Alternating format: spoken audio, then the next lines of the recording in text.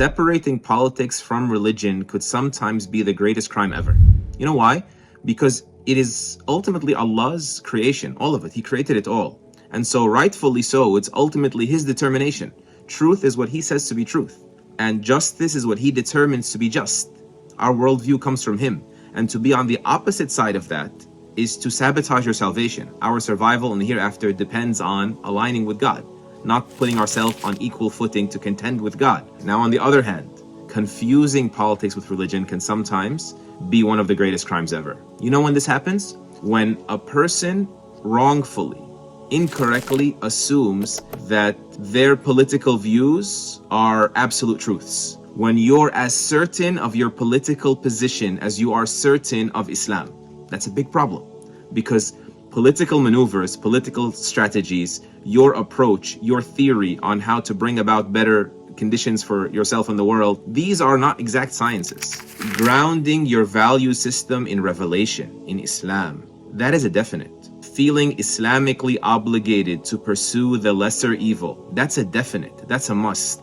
Identifying which strategy, approach, methodology will generate the lesser evil, that's not a definite, that's speculative. Why is it speculation? Because none of us are God, and only Allah Azza wa Jalla knows the future. Practically speaking, who am I voting for? I'm voting for the candidate that the specialists in politics whom I trust deem to be the lesser evil. So I feel morally obligated to support that, even if I don't agree with all of that campaign's views. They believe this, and I believe their speculation is less likely to be wrong than mine.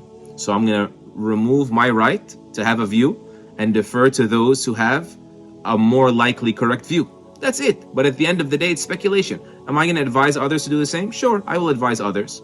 And if they see otherwise, or trust specialists that are saying otherwise, I'm going to assume the best of their intentions and realize they might actually be right. Because I know I don't know the future. I know that I don't worship my opinion. I know that political scientists are not prophets. The Sahabah, the companions of the Prophet ﷺ, they were not perfect. One time the Prophet ﷺ's wife was slandered, accused of infidelity. And they kind of got into it, jumped to certain conclusions, but in reality, at the core of it, they were all reacting to what is the correct way to get to the bottom of this. But in the middle of that, someone said complicit, someone said enabler, someone said siding with the hypocrites. But the point being, very quickly did they realize that they were wrong.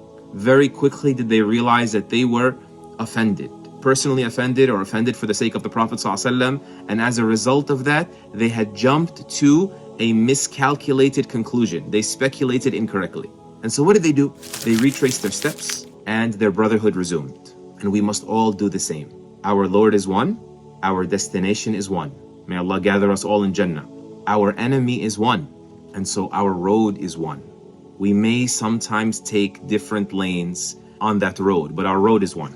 And if we don't accept as our brothers and sisters those whom Allah Azza wa Jal has accepted as His servants, how can they not be worthy to be equally your brother and sister when Allah has accepted them, regardless of everything else, as worthy of being Muslim? If we don't accept that, then our problem is not with our brothers and sisters anymore. Our problem is with Allah subhanahu wa ta'ala. Our problem is with the fact that there is something heavier, something outweighing in our hearts, weighing heavier than La ilaha illallah, because they have it too. And so may Allah allow for our piety to guide our politics.